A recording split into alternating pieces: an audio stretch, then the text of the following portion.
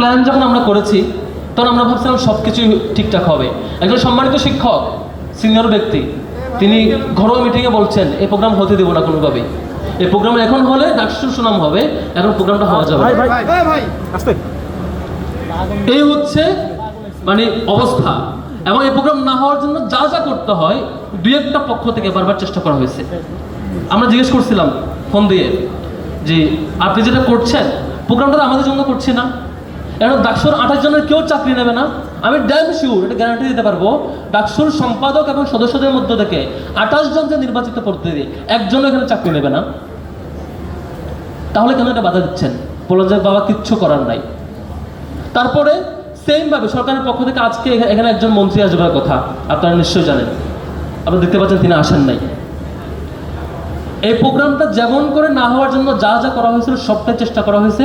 তবে আলহামদুলিল্লাহ প্রোগ্রাম হয়েছে। আমি এটার জন্য ধন্যবাদ জানাবো চাইনিজ এম্বাসি এবং কনফুসিয়াস ইনস্টিটিউট, এবং স্পেশালি থ্যাঙ্কস জানাবো আমাদের আন্তর্জাতিক সম্পাদক খান জসিমউদ্দিনকে। তার জন্য একটা করতালি হবে প্লিজ। এই যে এই লড়াই, আমরা এইটুকু বলতে চাই এই সেই সিনিয়র ব্যক্তিদেরকে, স্যার আপনারা যদি আজকে আসতেন আমরা খুব খুশি হতাম। আজকে এই প্রোগ্রামে আপনারা না আসার মধ্য দিয়ে আপনাদের যে অভিভাবকতুল্য অবস্থান এখান থেকে নিজেদেরকে সরিয়ে এনেছেন। আমাদের কোনো আফসোস নাই।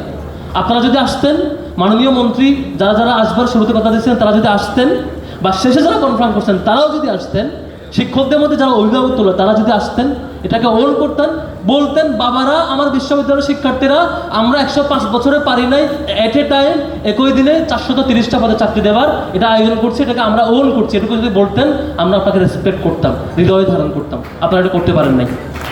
তাহলে আফসোস হয়, কষ্ট হয়। অভিভাবক তুল্য জায়গা থেকে নিজেকে সরিয়ে দলকানা রূপে কেমন করে নিয়ে যান আপনারা, এটা খুব কষ্ট হয়। আমরা এখনো অনুরোধ করব, এখনো ফিরবার পথ আছে। আল্লাহর হস্তে আগে যারা শিক্ষকরা যে পথে গিয়েছিলেন আপনারা কেউ সে পথে আর যায়েন না।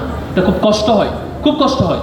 এই আয়োজনগুলো শিক্ষার্থীদের জন্য আমরা এটুকু বলতে পারি, গত 105 বছরের ইতিহাসে ঢাকা বিশ্ববিদ্যালয়ের কোনো সংগঠন তো দূরের কথা, কোনো প্রশাসনও একদিনে এই বিগার স্কেলে এক্সটেন্ডেড প্রোগ্রাম কখনো আয়োজন করে নাই। অথচ এই রিসোর্স বাংলাদেশে ছিল, ঢাকাতে ছিল, এখনও বহু রিসোর্স আমরা চেষ্টা করছি, আমাদের লড়াই চলমান থাকবে। আমি স্পেশালি থ্যাঙ্ক জানাবো এত জটিলতা সত্ত্বেও এই আয়োজনে যেসব কোম্পানি এসেছেন, চাইনিজ এন্টারপ্রাইজ যেসব কোম্পানি এখানে এসেছেন, যেসব সংগঠন এসেছেন, সবাইকে অন্তরে অন্তঃস্থ থেকে ধন্যবাদ জানাবো ডাকসুর পক্ষ থেকে। এবং আমার শিক্ষার্থী ভাই বোনেরা যারা আজকে সিভি নিয়ে এই জব ফেয়ার অংশগ্রহণ করতে আসছেন প্রত্যেকের পক্ষ থেকে আপনাদেরকে ধন্যবাদ জানিয়ে বক্তব্য শেষ করছি। আসসালামু আলাইকুম রহমতুল্লাহ।